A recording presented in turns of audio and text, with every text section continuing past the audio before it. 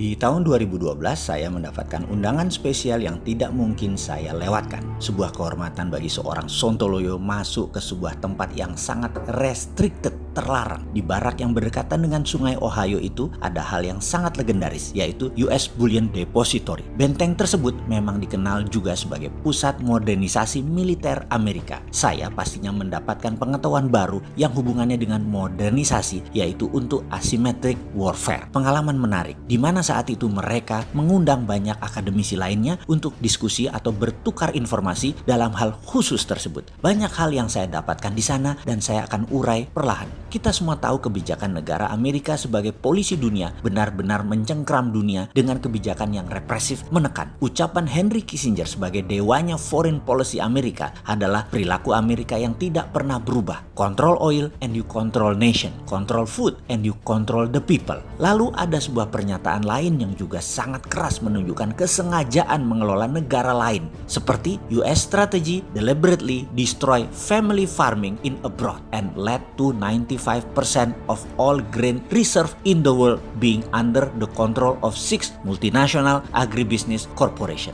Terjemahan bebasnya kira-kira, strategi Amerika dengan sengaja merusak pertanian di seluruh dunia sehingga 95% gandum dunia dikendalikan oleh 6 perusahaan multinasional milik Amerika. Ini artinya Amerika mau mengendalikan people. Sebagai catatan saja, mie instan bahan dasarnya apa? Dan mie lainnya di Indonesia 100% import bahannya. Sementara makan mie sudah menjadi makanan utama setelah beras dan nasi di Indonesia. Lalu panganan lain kita urai setelah ini ya. Intinya ketahanan pangan sebuah negara tidak akan mudah atau dibuat sulit mandiri selama tidak paham geopolitik dan geostrategik negara adikuasa si kampret Amerika itu. Faktanya hingga saat ini 9 bahan pokok plus bumbu-bumbu di Indonesia masih bergantung negara besar luar yang hulunya ya mereka juga. Kalau tidak Cina ya Amerika. Ketidakberdaulatan pangan ini bukan masalah pertanian, tapi ini masalah pertahanan. Oke, kita masuk ke oil dulu baru ke pangan ya. Oke, kita masuk ke oil dulu sekarang. Jalur minyak dunia semua dikawal American Fleet. Naval Fleet atau armada laut Amerika adalah armada terbesar di dunia. Seluruh kekuatan naval di dunia baik Rusia, Cina, Inggris, Prancis dan negara lainnya dijumlahkan baru sama dengan kekuatan armada Angkatan Laut Amerika. Angkatan Laut terbesar saat ini adalah Seventh Fleet atau armada ke-7 yang mengawasi Indo-Pasifik, wilayahnya menjangkau dari San Diego, Honolulu, Vanuatu hingga Diego Garcia di Maldives yang berpusat di Okinawa. Dan Indonesia masuk wilayah Seventh Fleet. Semua armada laut tersebut mengamankan atau mengontrol jalur minyak Amerika dan jalur minyak dunia. Maaf, kita lompat sebentar. Ketika jembatan Selat Sunda akan dibangun oleh pihak Cina, agenda tersebut batal. Mengapa? Amerika tidak mau Selat Sunda dibuat jembatan karena armada laut armada 7 lewat Selat Sunda, tidak lewat Selat Malaka. Dan Amerika tidak mau 100 meter di atas armadanya ada barang Cina dalam tanda petik yang bisa memonitor gerakan kapal mereka. Indonesia, nggak paham begini-beginian. Zaman SBY nggak paham, apalagi zaman sekarang. Kabinetnya rodok-rodok naif urusan beginian. Nah kan mulai sebel kan kalau kayak gini sama Sontoloyo. Di tengah video Sontoloyo nyinyir. Habis bagaimana dong? Itu paling komentar saya. Saya sudah nggak tahan masalah beginian, kita dikangkangi terus oleh asing dan aseng. Saya nyinyir karena mau mengajak kedaulatan Indonesia itu bangun kesadarannya. Bukan anti pejabat. Paham ya ente ya? Aneh bukan anti pejabat, aneh cinta tanah air, aneh cinta pejabatnya. Cuman pelajaran beginian nih harus diingetin. Di sini mulai banyak yang klik nyambung bahwa ada pertarungan El Clasico di Selat Malaka.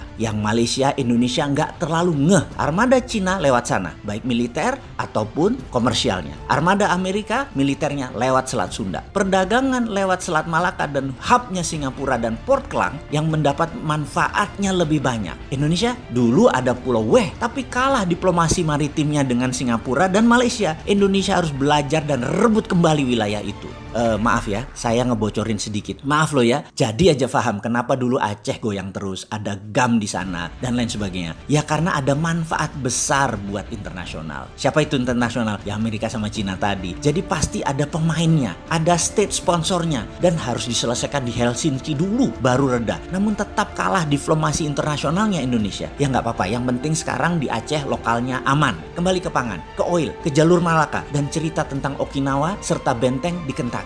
Mulai melihat gambaran besarnya kah? Kita Indonesia ini harus punya skenario baru. Mumpung dua asing-asing ini berantem, punya skenario baru untuk membangun Indonesia ke depan menjadi menyalip keduanya. Punya kan?